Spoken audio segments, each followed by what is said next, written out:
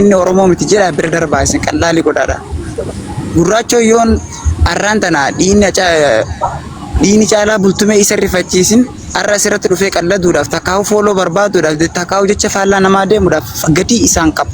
Maaliif jennaan gocha kana hin jedhin kaa ijoollee kanatti hin qalladin nama saba quuqama sabaatiin wal qabe hin jedhin.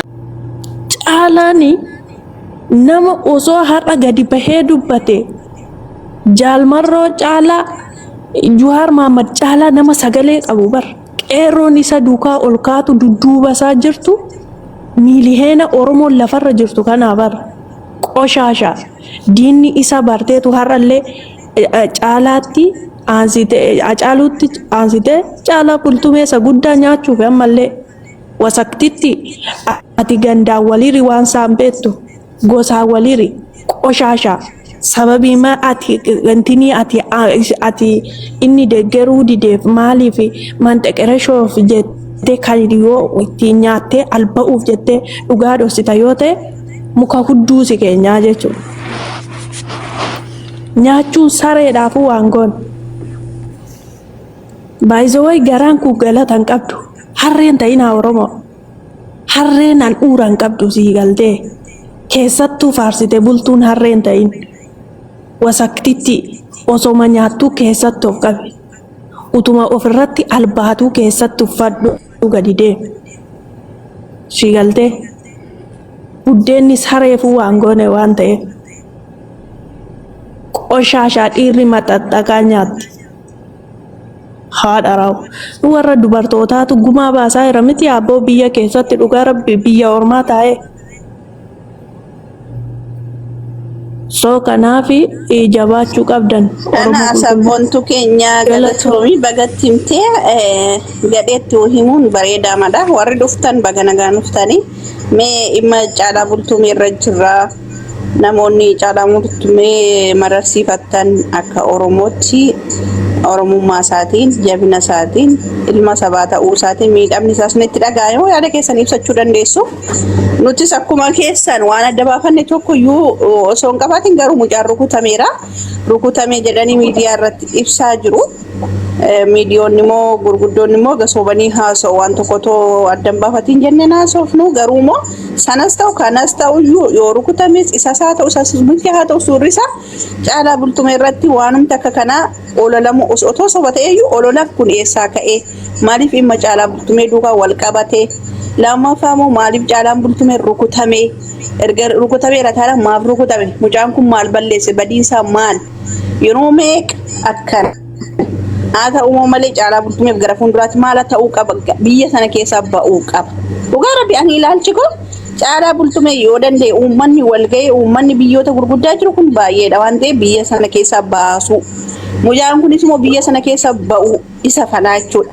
Mucaan kun jabaadha jabaa Oromooti ilma Oromooti nama diinaaf nafxanyaaf ciiseen bulleedha. Kamiyyuu taana mucaa kana hin beeku bor maal akka inni godhu.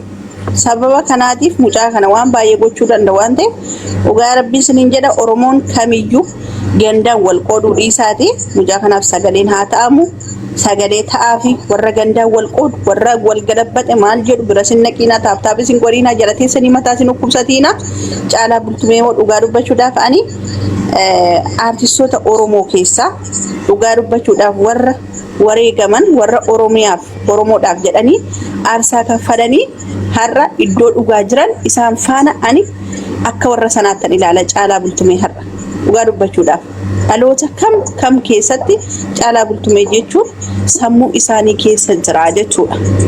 Seenaa gaarii hojjeteera karaa qabsootaan ukaasee dhaqee akka dhiiraatti si agarsiiseera. Ati garuu bakka sana hin jirtu teessee qeequu dandeessa. Karaa seenaa hojjechuuf taananis hojjeteera akka dhiiraatti. Har'a moo jireenya kun jiraadhaa lafa hordamee dhaabbadhee jedhee mirga isaatti jiraachuu danda'a. Maaliif mirgi isaa sarbaman? Maaliif dhiibaman maal godhe? Inna kana sobanii as qabanii achi qabanii waan barbaade irratti daawwatanii dubartii duukaadha jedhu. No, dubartii duuka maali? Haadha manaa otoo qabu namni dubartii irratti maal jechuudha? Maal sammuu qabu? Midhaan kun har'a akka nama sammuu isaatti deebi'ee shikaleessa hooti. Sirbadha uteela bulaa uteela oolee sirba har'a moo eessaa sirbee rukutame reeshi? Eessaa dhugee rukutame reeshi har'a? Moo aqee rukutame aqeetu ugeetu sirbee uteelatti caffareetu wal rukutan. Halkan gaarii mata waliin miidhaan akkuma jiruun ta'ee garuu yaala argatellee jira. Wantichi immoo karaa dhufeen hin beekamne suutuma jiraachuudhaaf homaa hin jedhu naan jechaa jirani. Rabbi nagaa godhu wallaahi hundaafuu garuu lubbuudhaaf alhamdulillah bahee jira. Waan cafaqamu immoo cafaqamee jira. Ommootu diina kennaa fi gammachuu ta'ee jira. Oromoon suuraa isaa galabbataa jira gara biraati jechuudha. Kanaafuyyuu sagalee ta'uun itti hafuuf lubbuudhaa baraaramee jira. Taani waan boruutti baanuun laalla kaamee. Ani immoo Addis Ababa nama arganne Adaamaa nama dawwalee amma. Isaanillee sirriitti addan baane garuu lubbuun isaa lubbuun isaa bahee jira. Waan miidhameera naan. Shamiidha kana qabanii eenyu akka miidha baranii. Hin baramne agasila. Kamtu si barama Itoophiyaa keessatti. Caalaan bultumee amma yeroo kana keessatti gochaan taane keessa jira brother. Namaaf hubadhu ishii yeroo tan amma dhaabbattee gestii walitti nu fide malee osoo gestii walitti nu fidu baatee wal fuula dhaabbannee dubbanne walitti kaasawaa kana haasofni hin beekne hundumti keenyaayyuu walitti hin qalladina brother. Sirriitti hojjetamuu qaba. Qabamuu qabdu marti keessan, miidiyaan keessan, qaamni keessan, maqaan keessan, neetworkiin keessan. Kun haada nama balleessu, safuu namaa cabsu, qancarsu, qabsoosaa, hojiisaa, sabummaasaa cabsu, afaansaa cabsu, haada kabajasaa dubbatti hambisuu. Eenyuun jedhama? Maal jettu olii maal jettu xiqqoo tasgabbaay mee yaada nama traditionii godhime nama walii gadaas. Mirga sinii kenname mirga akkanaan jiru. Mirga akkanaan qabnu, haada akkanaan qabnu, safuu akkanaan qabnu. Uummanni akkanaa kun uummata afaan uummata fakkeessituu feek Oromoo orjinaal ofiin jettee asiin waan Oromoo irratti Oromoo balleessu hojjetu. Dubartii kanatti haasoftu afaan guuttattee intala akkasii jettu.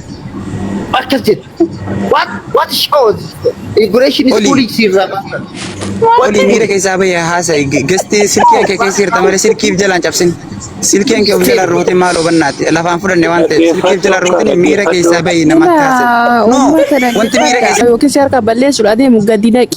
Feesbuukii deemaa laala. Feemasiin guutuun sagalee ta'a. Artistiin Oromoo keessaa dhumuu qabaan dirqamaa jedhanii feemasiin hundi sagalee ta'a jiru. Sinas immoo as keessan taa'ina nama kana qawxii godhaati sagalee ta'aa fi biyyarraa baasaa yookiin immoo injiraaf du'e isaatu nutti beeksisa.